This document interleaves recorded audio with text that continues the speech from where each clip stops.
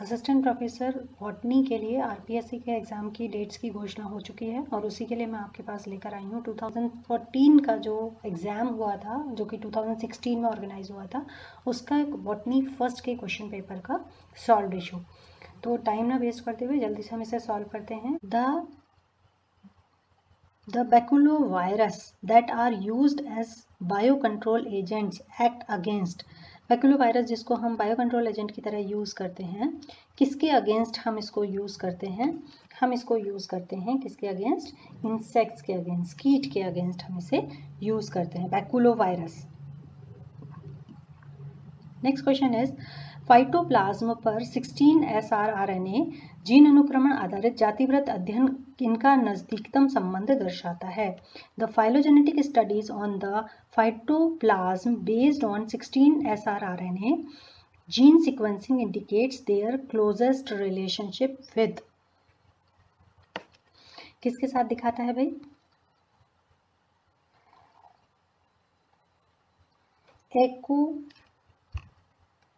Ekole plasm के साथ, एकोलेज plasm के साथ फाइटोप्लाज्म पर 16 SrRNA जीन अनुक्रमण आधारित जातिवृत्त अध्ययन अपना संबंध दर्शाता है। Next is which of the following disease is not caused by viroids, निम्न में से कौन सा रोग ऐसा है जो वायरॉइड्स के कारण नहीं फैलता है? तो इसका आंसर है banana bunchy top. Next is viroid इन गुणों के द्वारा जाने जाते हैं। Viroids are known by the following characters. क्या क्या होता है इसके अंदर? इसके अंदर होता है circular single stranded 250 to 230 nucleotide long RNA, circular single stranded 250 to 370 nucleotide long RNA इसके अंदर पाया जाता है। Next question is the classification of the bacteria based on the phylogenetic studies uses 16 SrRNA sequences because जातिवृत्ति आधारित जीवाणु के वर्गीकरण में 16 SrRNA अनुक्रम का उपयोगी किया जाता है। क्यों उपयोग किया जाता है इसका? क्योंकि the sequencing is easy or isolation of other RNAs is difficult or none of these, या फिर it contains about 1500 nucleotides because it contains about 1500 nucleotides. So the answer is first.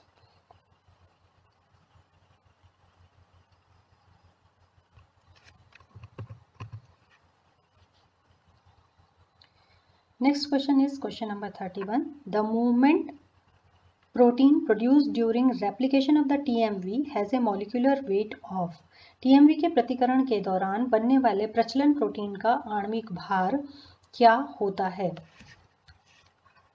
126 के, 183 के, 17.6 के या 30 के? तो इसका आंसर है 30 के।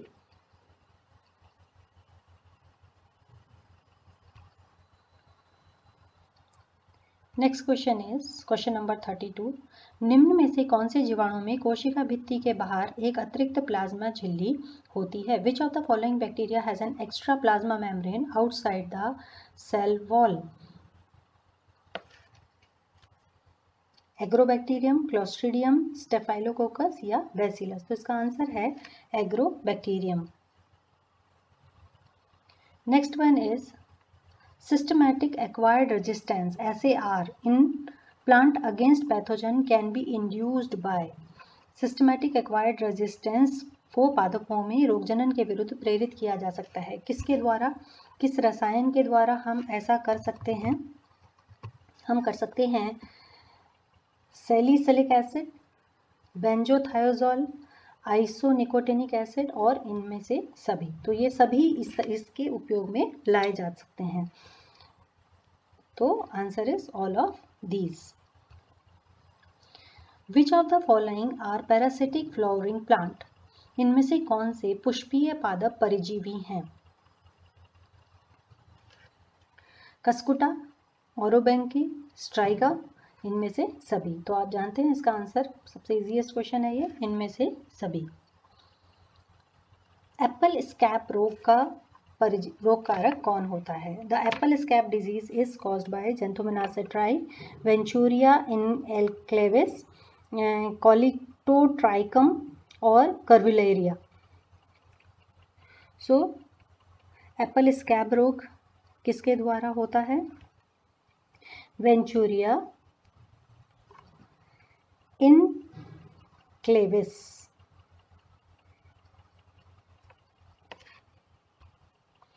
Next is black wart disease. Black wart disease, आलू का ब्लैक वॉट रोग किसके द्वारा होता है? सिनकाइट्रियम, ऑल्पीडियम, एग्रोबैक्टीरियम और प्रोटोमाइसिस। तो ये होता है सिनकाइट्रियम एग्रोबैक्टीरियम के एंडोबायोटिकम के द्वारा। सिनकाइट्रियम एंडोबायोटिकम के द्वारा आलू का ब्लैक वॉट रोग होता है। In which of the following smut disease a columella is present in infected region? इनमें से कौन से कंड रोग में संक्रमित बीज में कॉल्यूमेला उपस्थित रहती है? Loose smut of wheat, grain smut of jowar, smut of bajra and covered smut of barley. तो इसका आंसर हमारा होगा ग्रेन स्मट ऑफ ज्वार, जिसमें संक्रमित बीजों में कॉल्यूमेला उपस्थित रहती है। Next is the tundu disease of wheat is caused by. गेहूं का टुंडू रोग किसके द्वारा होता है? तो गेहूं का टुंडू रोग का कौन होगा? एंग्युआना ट्रिटिसाई एवं कोरोनीबैक्टीरियम ट्रिटिसाई, एंगुआना ट्रिटिसाई और इरविनिया डिसोल्वेंस और या ग्लोबोडेरा ट्रिटिसाई। तो इसका आंसर है हमारा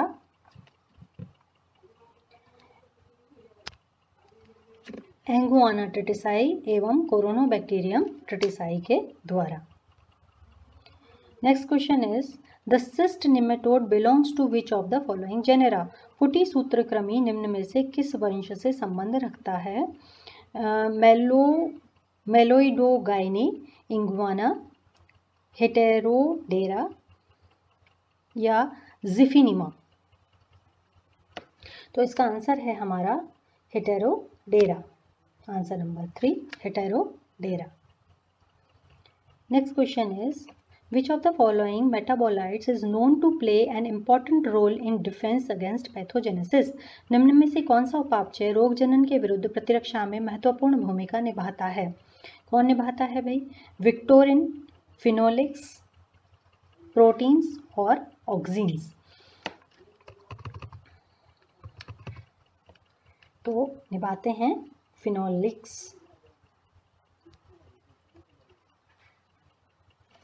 फिनोलिक्स जो हैं वो डिफेंस पैथोजेनेसिस के अगेंस्ट डिफेंस में अपना इम्पॉर्टेंट रोल प्ले करते हैं। Next one is match of the following sets and identify the correct pair. So T.S. Swaminathan, role of fusaric acid in wilt of cotton, H.C. Arya, cycle of wheat rust in plant plains of India, then P.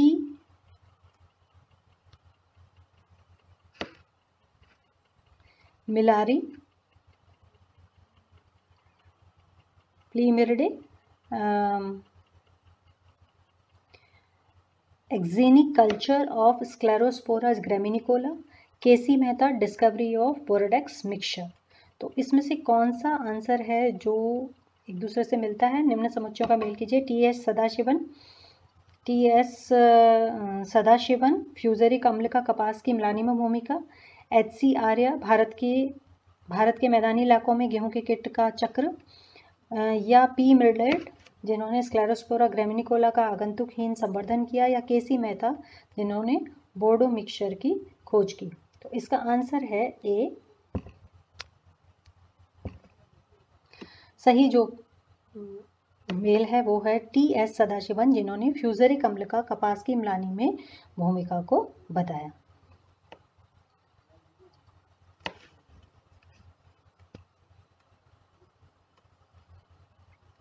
तो ये answer हमारा है ए, टी.एस. सदाशिवम, जिन्होंने role of fusaric acid in wilt of cotton, role of fumaric acid in wilt of cotton, ये जिन्होंने बताया, ये हमारा आंसर सही है।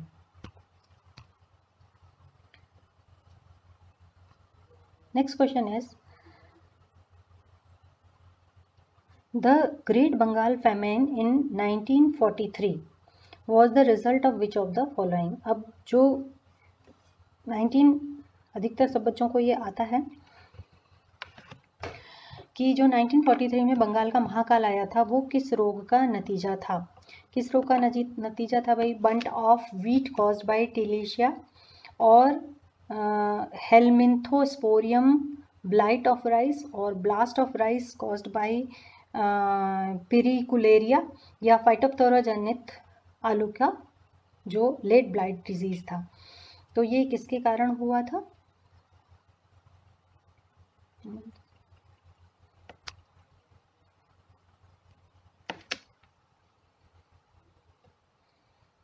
ये हुआ था हेलमिंथोस्पोरियम ब्लाइट ऑफ राइस के कारण। Then type of symptoms produced by pythium is, Pythium के द्वारा होने वाले लक्षण कौन से हैं? डैम्पिंग ऑफ द सीडलिंग्स, मुरझा करके गिर जाना, अर्ली ब्लाइट, और एंथ्रेसिनोस और लीफ स्पॉट्स। कौन से लक्षण हैं जो पिथियम के कारण देखने को मिलते हैं? तो इसका सबसे अच्छा जबरदस्त लक्षण है जो सामने देखने को मिलता है, damping off the seedlings.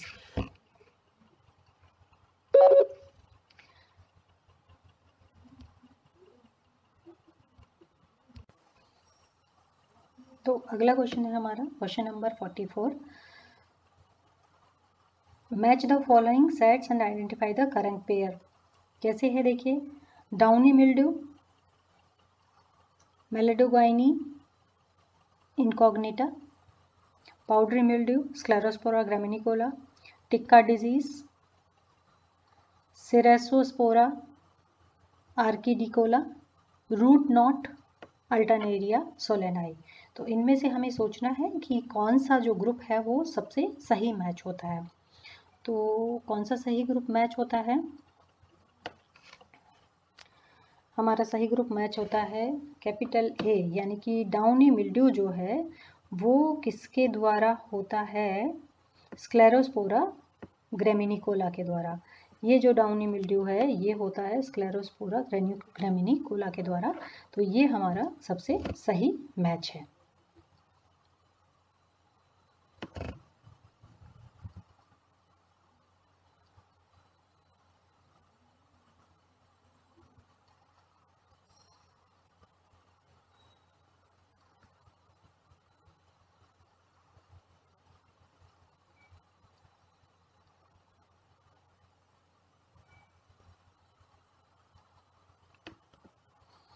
Next जो क्वेश्चन है वो है, निम्न समूह का मेल कीजिए और सही युग्म को पहचानिए।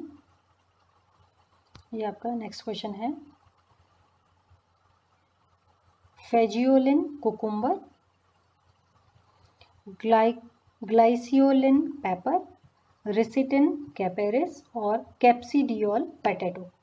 तो इसमें से हमें सही ग्रुप को पहचानना है। आमने सामने लिखे रहे होंगे ये, तो ABCD ऐसे लिखे रहे होंगे, और ये जो इसके सामने वाला ग्रुप है ऐसे लिखा रहा होगा। तो हमको इसमें से पहचानना है कि सबसे सही ग्रुप कौन सा है।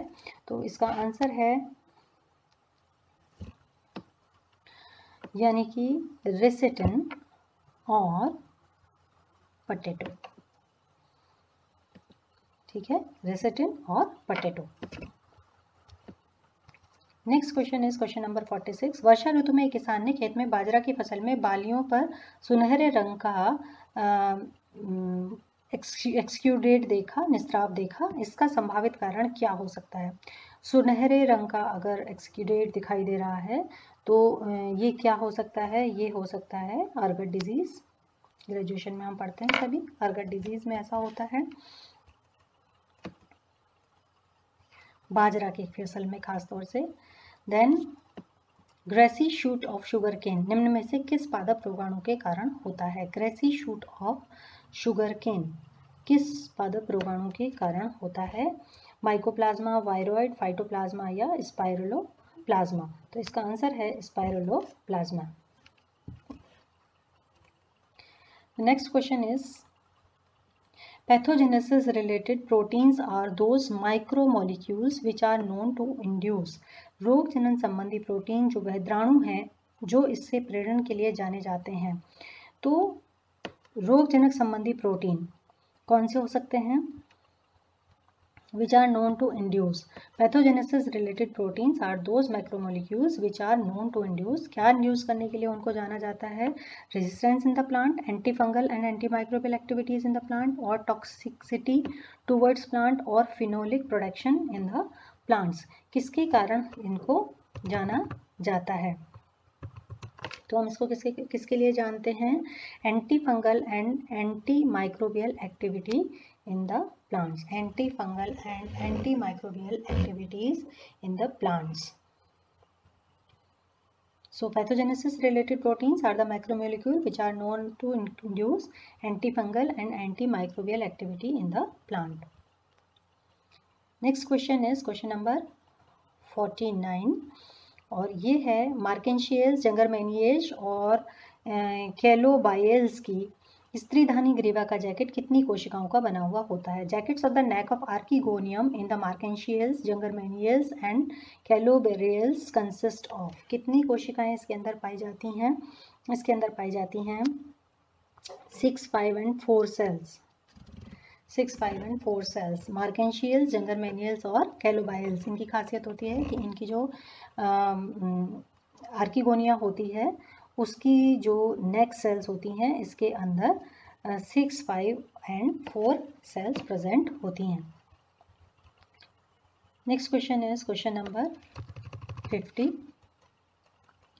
पेलिया के कैप्सूल में आधारीय इलेक्ट्रोफोर उपस्थित होता है, यह विकसित होता है।